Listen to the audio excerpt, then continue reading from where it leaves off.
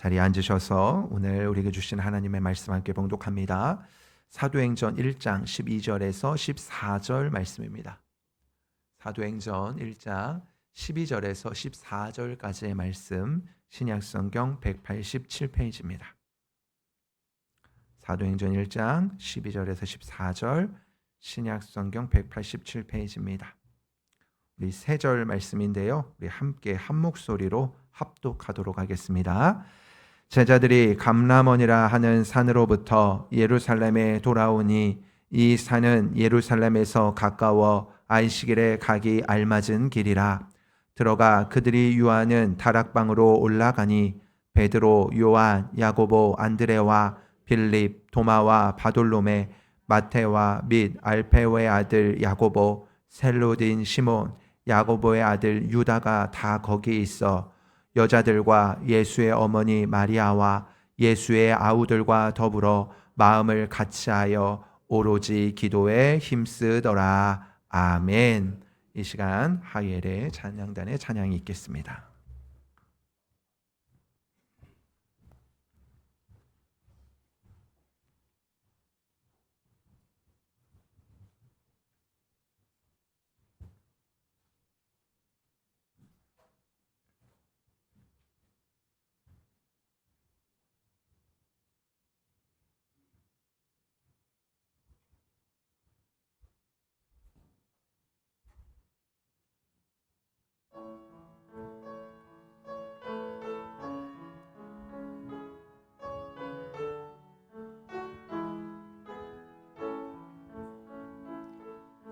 주님 한 분밖에는 아는 사람 없어요. 가슴 깊이 숨어 있는 주를 사랑하는 마음, 주님 한 분밖에는 기억하지 못해요. 처음 주를 만난 그날 울며 고백하던 말, 나는 행복해요. 죄사함 받았으니 아버지 품 안에서 떠나 살기 싫어요. 나는 행복해요. 사랑이 샘솟으니 이 세상 무엇이든 채우고 또 남아요.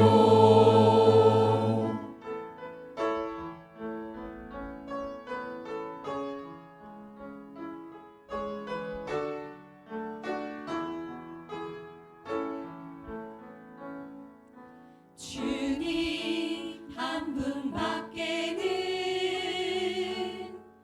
사랑할이 없어요. 작은 가슴 뜨거운게 주님 피가 흘러요. 주님 한 분밖에는 약속하니 없어요. 나를 믿고 따르는 자 반석 위에 서리라. 나는 행복해요. 죄사함 받았으니 아버지 품 안에서 떠나 살기 싫어요.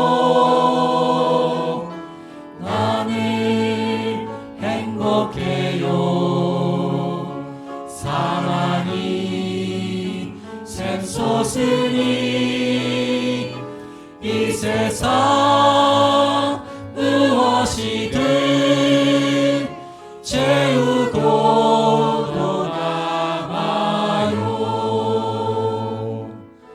나는 행복해요. 사랑이 샘솟으니 이 세상 무엇이든 채우고 떠나가요.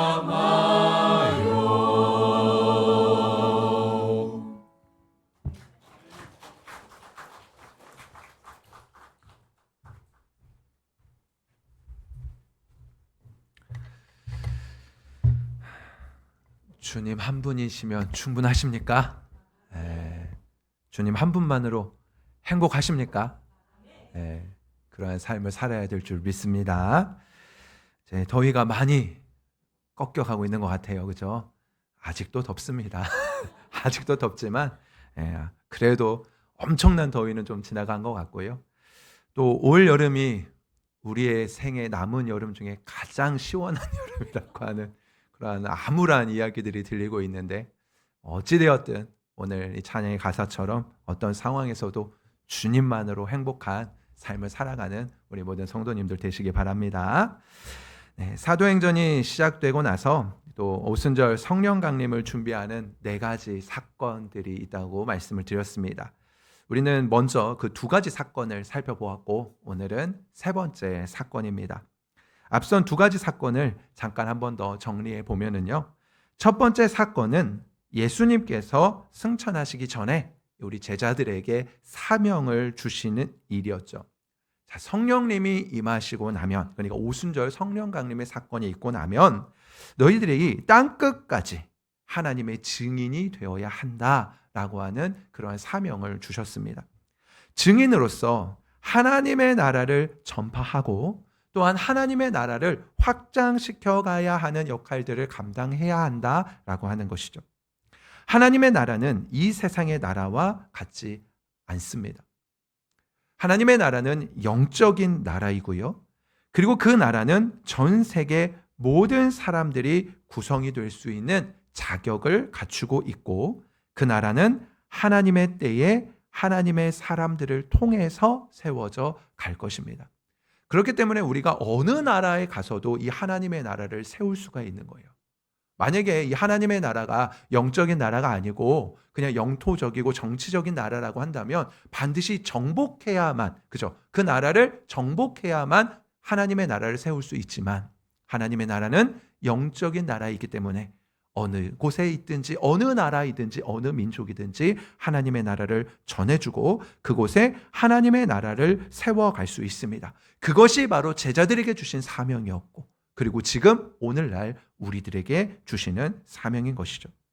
2번째로 사건은 예수님께서 승천하시는 사건, 바로 지난주 말씀이었습니다.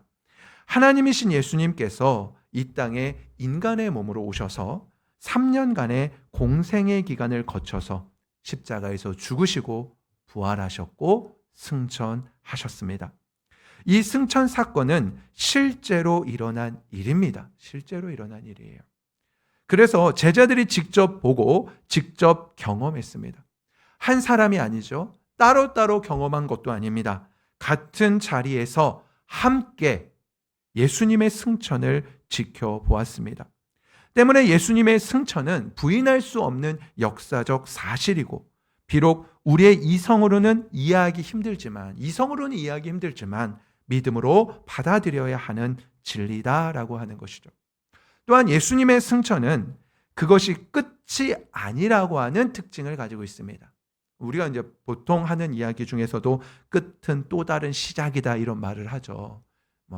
우리 인생에서 계속 겪어가는 거잖아요. 졸업하면 또 다른 입학을 해야 되고, 또 졸업하면 취업도 해야 되고, 또 결혼을 하면 아이도 낳아야 되고, 계속해서 뭔가 끝난 것 같은데 끝나지 않은 또 다른 시작을 겪고 있는 우리들의 삶이기도 합니다. 예수님의 승천도 예수님께서 지상에서의 마지막 사역을 마무리하셨지만 천상에서의 사역이 시작되고 있음을 말씀해 주고 계시죠.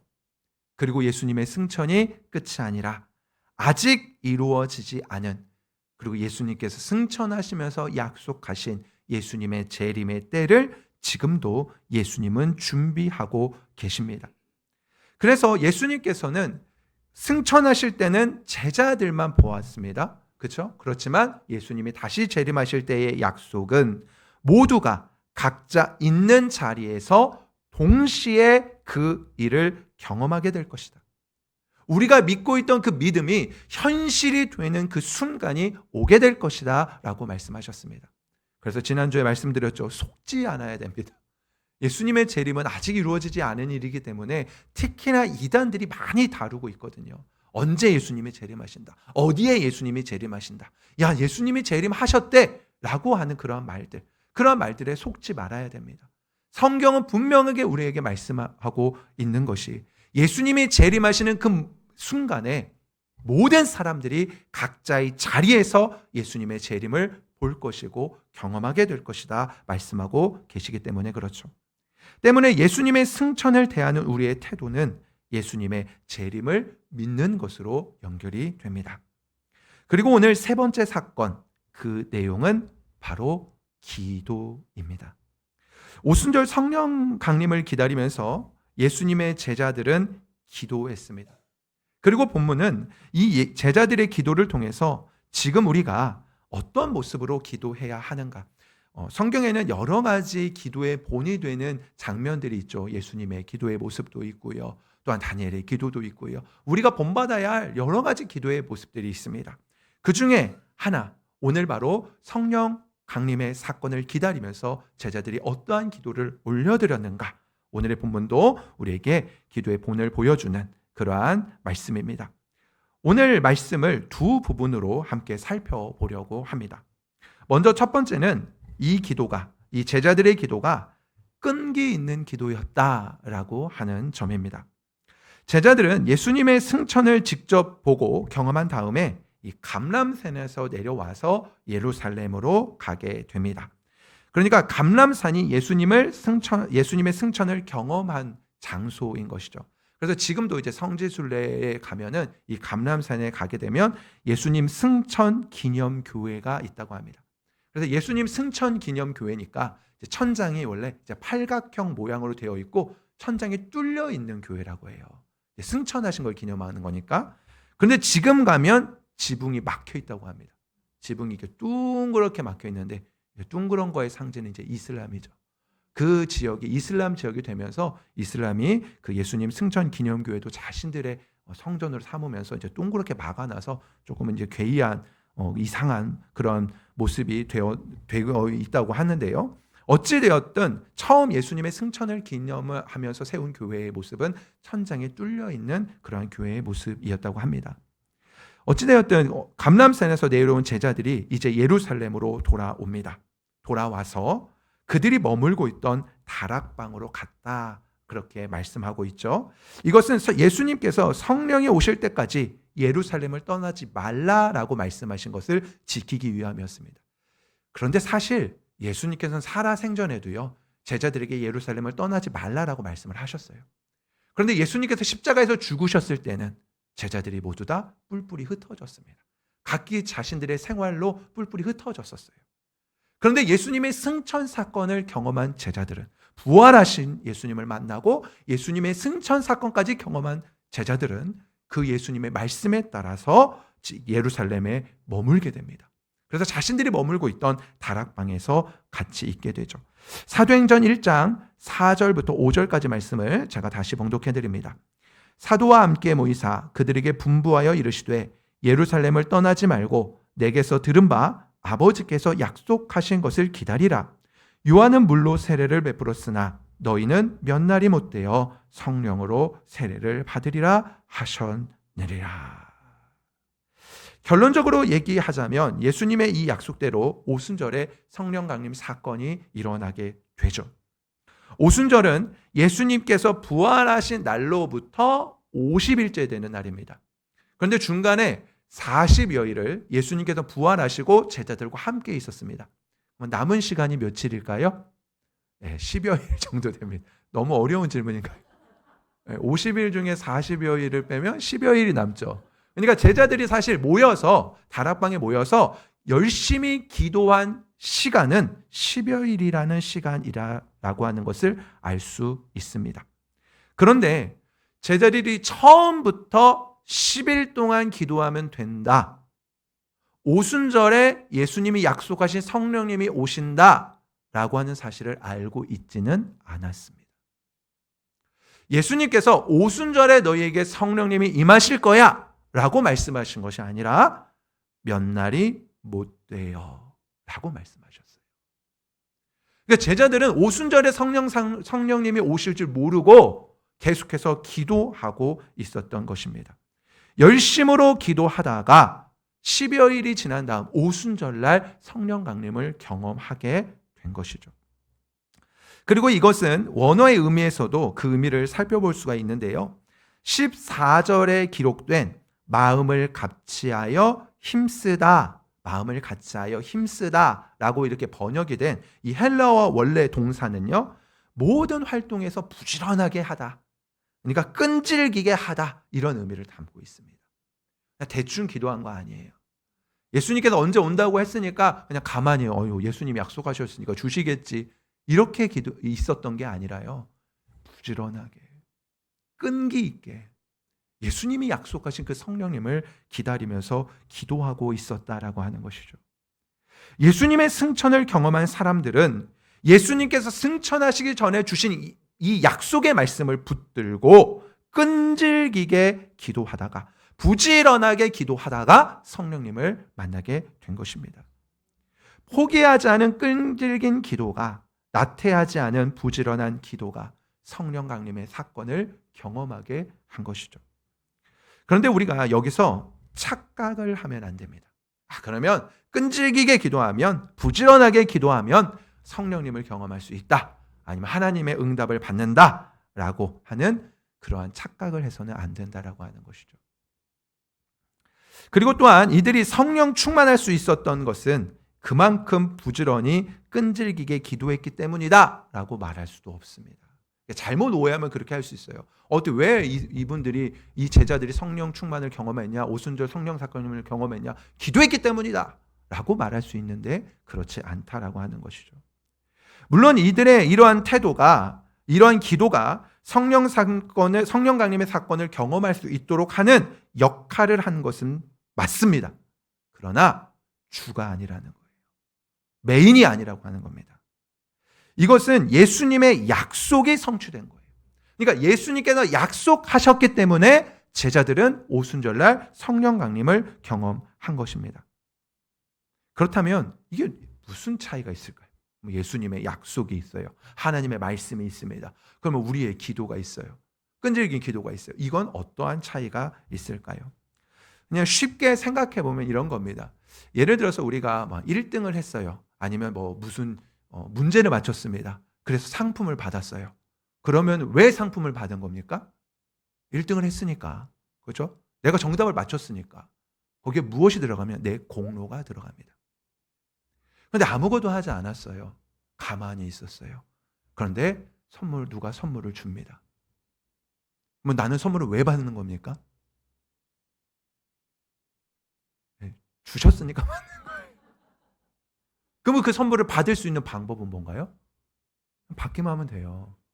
내가 그 선물인데 그 선물을 받기 위해 막 노력하는 게 아니라 받기만 하면 됩니다. 근데 안 받으면 아무리 그 분이, 어떤 사람이 선물을 줘도 그 선물은 내게 될 수가 없어요. 내가 하는 건 뭐밖에 없다고요? 받는 것밖에 없는 거예요. 우리에게 구원받는 것도 마찬가지입니다. 여러분, 100% 하나님의 은혜로 구원받는 겁니다.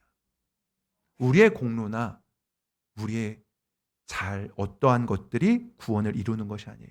믿음 생활 열심히 했으니까, 교회 열심히 다녔으니까, 열심히 봉사했으니까 그래서 나는 구원받는 거지, 그렇지 않다라고 하는 거예요. 100% 하나님의 은혜입니다. 하나님께서 예수님을 보내주셨고, 예수님을 십자가에서 죽게 하셨고, 예수님을 부활시키셨고, 예수님을 승천하시게 하셨으며, 그 예수님을 믿음으로 우리에게 구원받는다고 말씀해 주셨어요.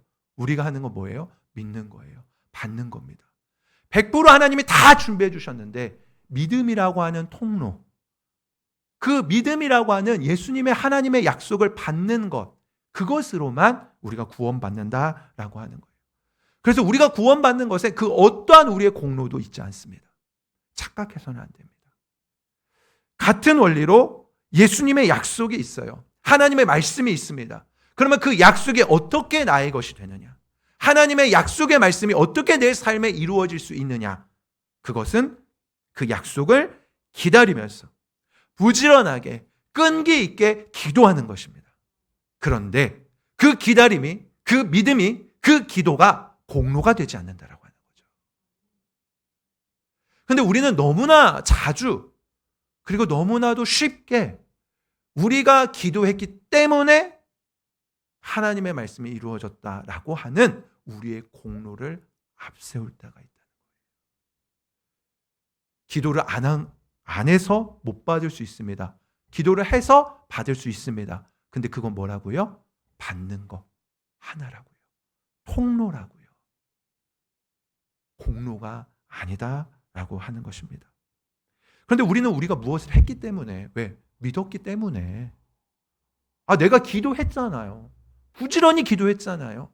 끈기 있게 기도했잖아요. 그러니까 그 기도 때문에 하나님의 약속의 말씀이, 하나님의 은혜가, 성령님을 경험하는 것들이, 아니면 내가 기도하는 기도 제목들이 이루어졌다라고 생각을 하기 쉬운데 그렇지 않다라는 거예요.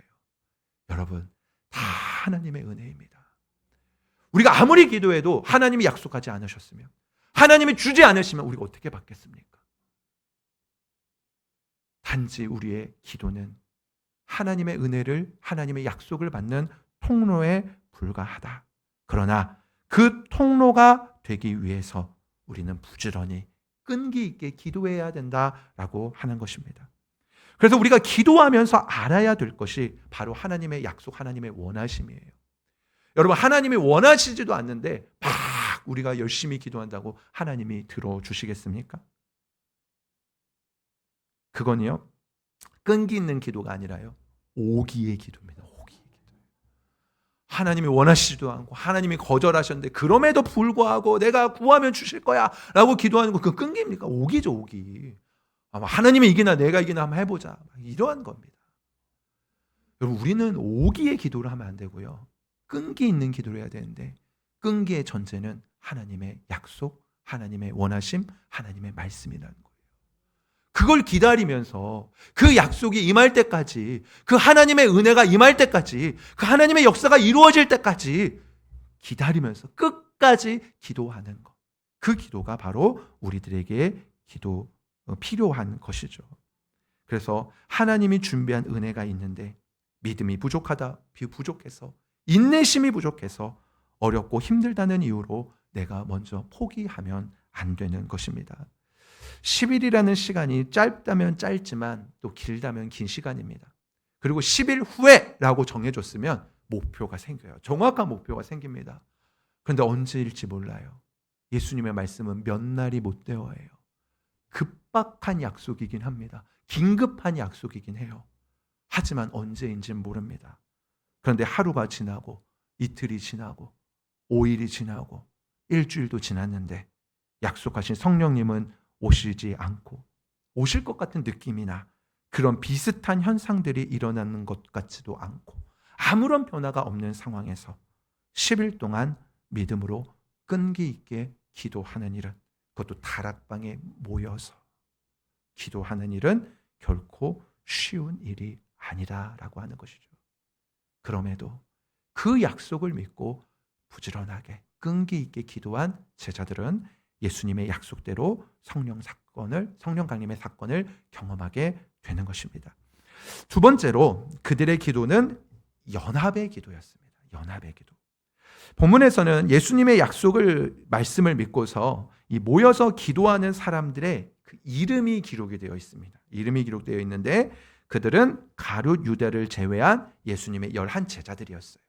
예수님의 11 제자들의 이름이 쭉 기록되어 있습니다. 그리고 예수님의 모친 마리아와 그 아우들, 그리고 여자들이었습니다. 여자들의 명단은 정확하지는 않지만 이들을 중심으로 한 이 인원이 몇 명이냐면 약 120명의 사람들이었습니다. 왜 120명인가? 오늘 안 읽어드려서 모르시는 겁니다. 이어지는 15절 상반절에 확인이 가능한데 읽어드리면 이렇습니다. 모인 무리의 수가 약 120명이나 되더라. 120명이나 되더라. 결국 120명이라는 인원은 꽤 많은 무리였고요. 그리고 하나의 새로운 공동체가 되기에 매우 충분한 숫자였습니다. 그러나 동시에 누군가의 눈에 띄기에도 좋은 인원이었습니다.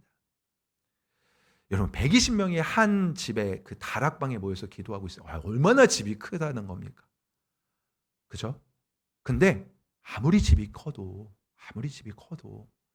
120명이라는 사람이 열흘 동안에 모여서 기도하는데 이들은 아직 담대함은 없었어요.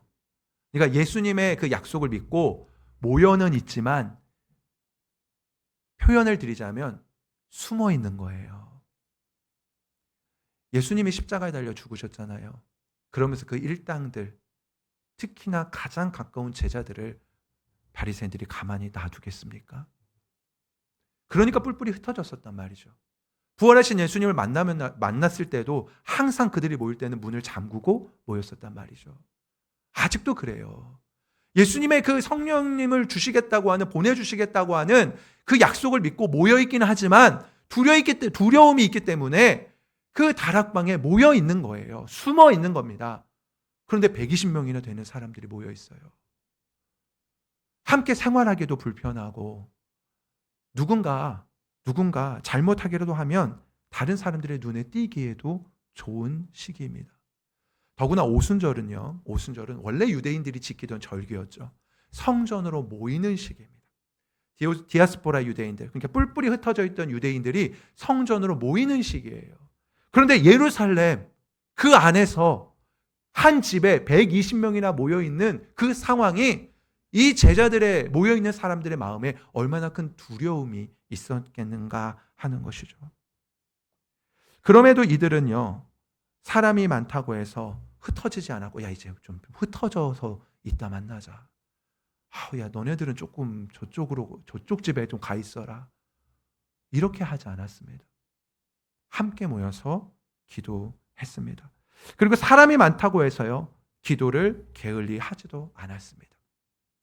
우리는 그럴 수 있죠. 봉사하는 사람이 많고 또 기도하는 사람이 많다 보면 나 하나쯤이야. 봉사 안 해도 기도 안 해도 저 권사님이 열심히 기도하니까 되겠지.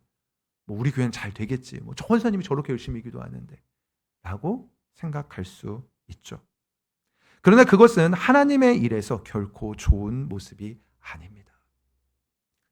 내가 봉사하는 자리에 있어야 하고 내가 기도하는 자리에 있어야 합니다. 그 봉사가 어떠한 봉사이든 상관이 없어요.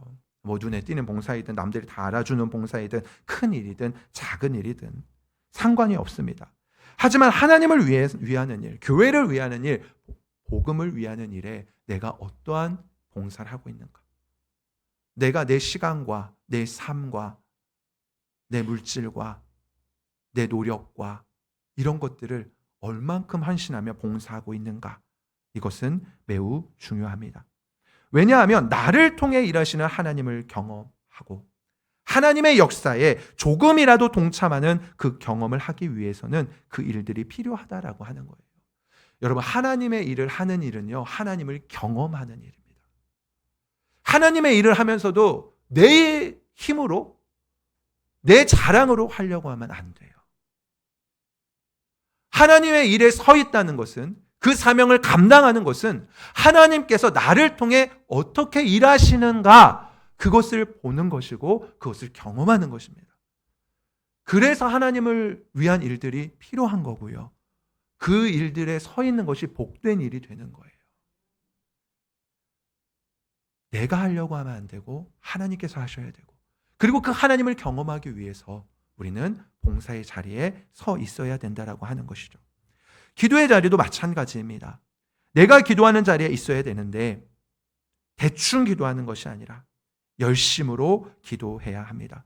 이것은 지난 월요일 새벽에도 제가 말씀을 나눈 것과도 같죠. 이제 에스겔 선지자에게 하나님이 새 성전의 환상을 보여주면서 분향단을 보여주셨어요. 월요일 날 말씀을 통해서 이 분향단은 아침 저녁으로 제사장이 계속해서 향을 피워야 하는 것이었습니다. 이건 뭐 새 성전만이 아니라 원래부터가 예수님께서 하나님께서 말씀하신 그러한 부분이었죠.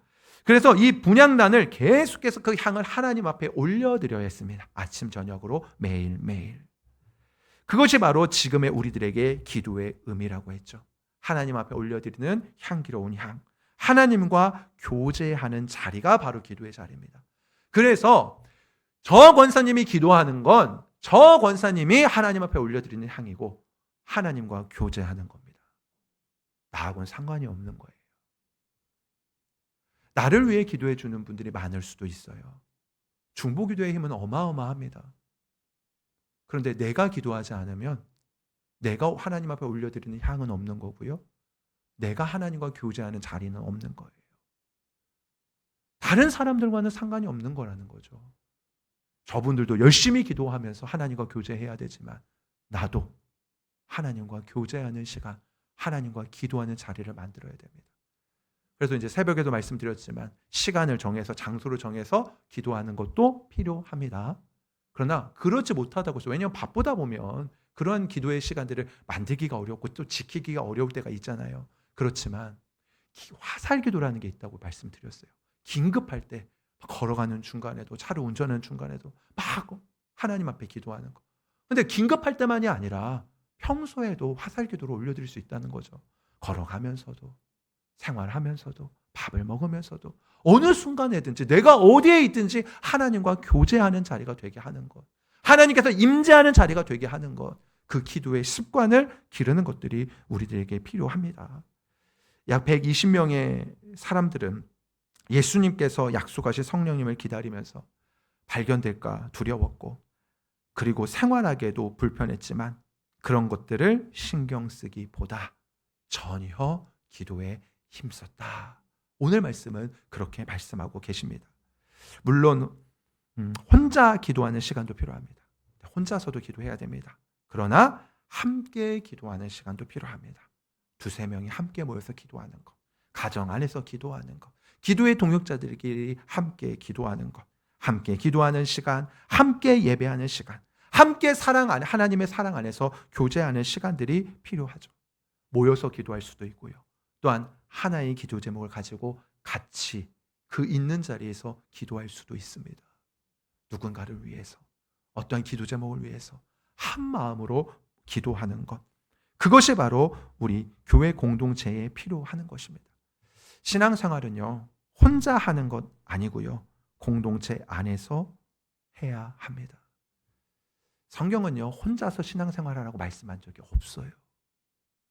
오히려 은혜 받으면 은혜 받을수록 모이기에 더 힘썼다고 했습니다. 하나님을 알아가면 알아갈수록 같이 하는 기쁨을 누릴 수 있다고 했습니다. 심지어 하나님께서도요, 삼위일체 하나님, 공동체의 하나님이십니다. 하나님과 예수님과 성령님, 삼위일체 하나님을 우리는 공동체의 하나님이다 라고 말씀을 하거든요. 그렇기 때문에 우리는 함께하는 신앙생활, 그래서 서로가 서로에게 힘이 되어주고 위로가 되어주고 격려가 되어주고 또 중보 기도자가 되어주는 그러한 일들이 필요하다라고 하는 것이죠.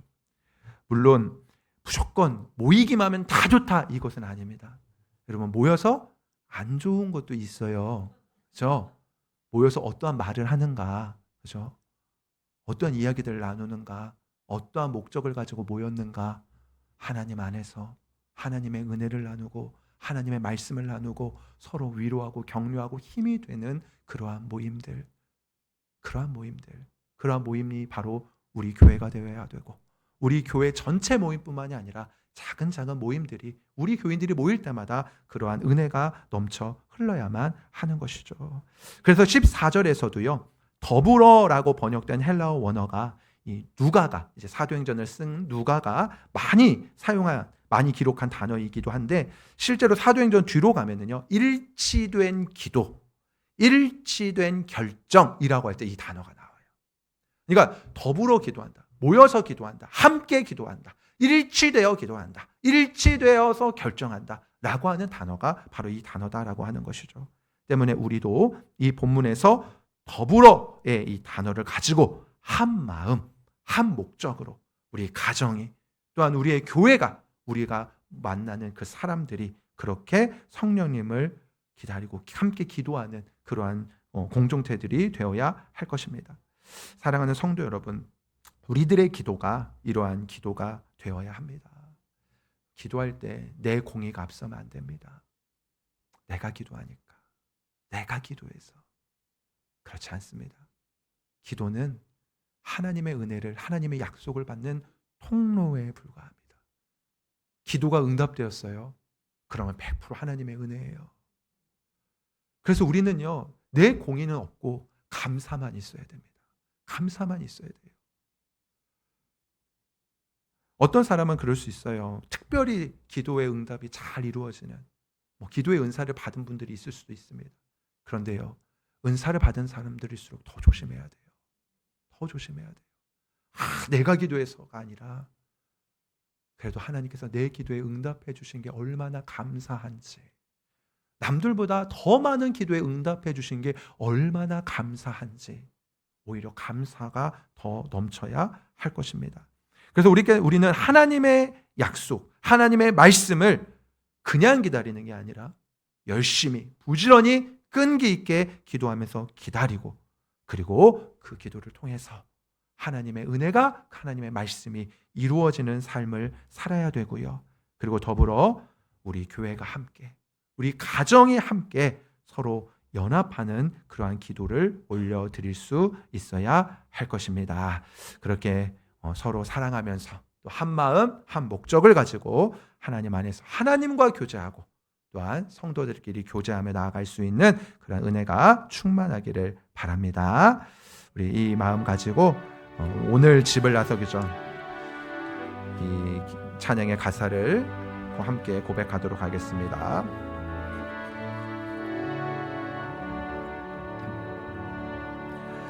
오늘 집을 나서기 전 기도했나요? 오늘 받을 은총 위해 호소했나요? 기도는 우리의 안식, 빛으로 인도하리. 앞이 캄캄할 때 기도 잊지 마세요. 마음의 분이 가득 찰 때 기도했나요? 나의 앞길 막는 친구 용서했나요? 기도는 우리의 안식, 빛으로 인도하니. 앞이 캄캄할 때 기도 잊지 마시오. 어려운 시험 당할 때 기도했나요? 주과 함께 당하시면 능히 이기리. 기도는 우리의 안식, 빛으로 인도하니. 앞이 캄캄할 때 기도 잊지 마시오.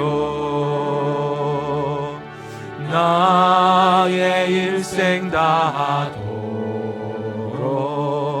기도하리라.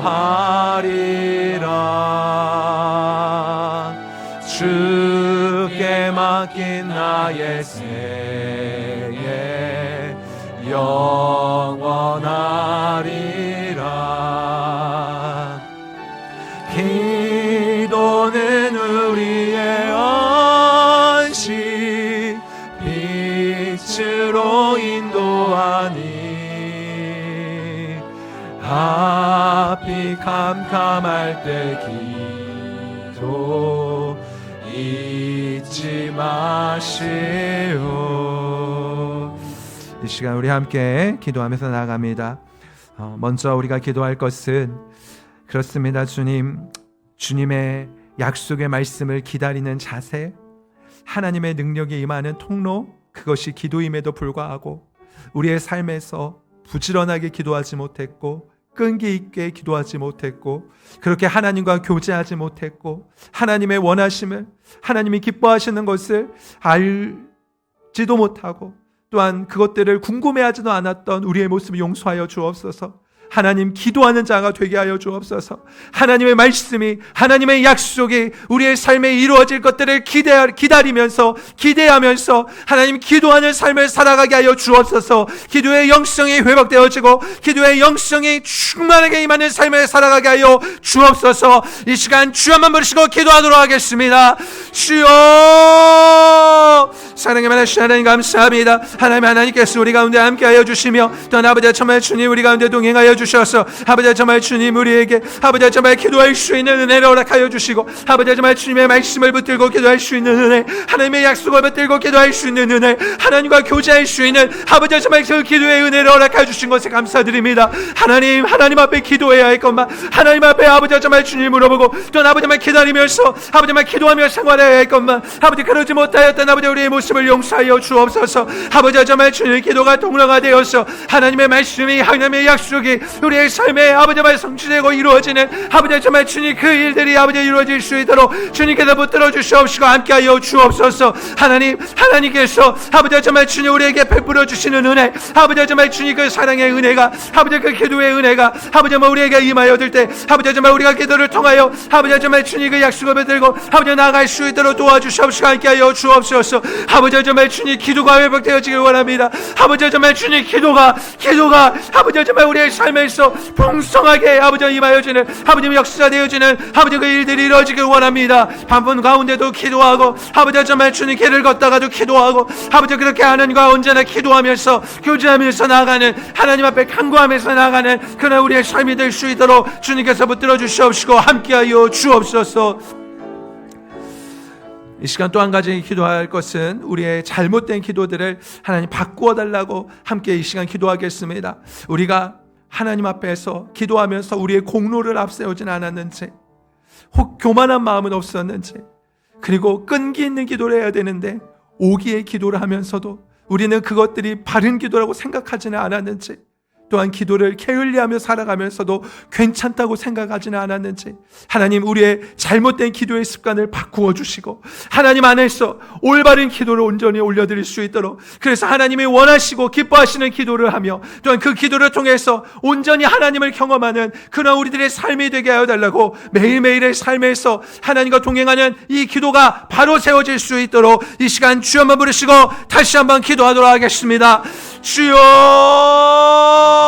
사랑의 많으신 하나님 감사합니다. 하나님께서 아버지 정말 주님 우리 가운데 함께 해주시며 또한 아버지 정말 주님 예수님을 통하여 아버지 그 기도를 가르쳐 주시고 또한 아버지 정말 그 기도의 본이 되게 하여 주시며 또한 아버지 정말 주님 아버지 기도로서 아버지 정말 주님과 아버지 정말 교제하며 아버지 정말 주님 말 가르쳐 주셨음에 불구하고 아버지 정말 기도를 게을리하였던 우리의 모습, 또한 아버지 정말 주님께서 이미 말씀하셨음에도 아버지 정말 주님 그것들이 아버지 정말 주님 거부하며 아버지 오기의 기도를 하였던 우리의 모습을 용서하여 주옵소서.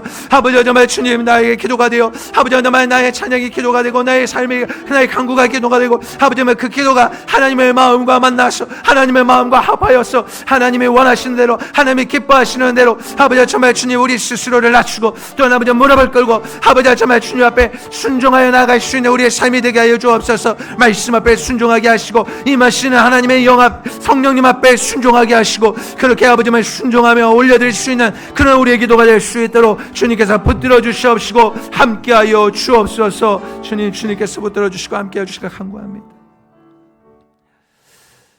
이 모든 말씀 우리 주 예수 그리스도의 이름으로 기도합니다. 아멘.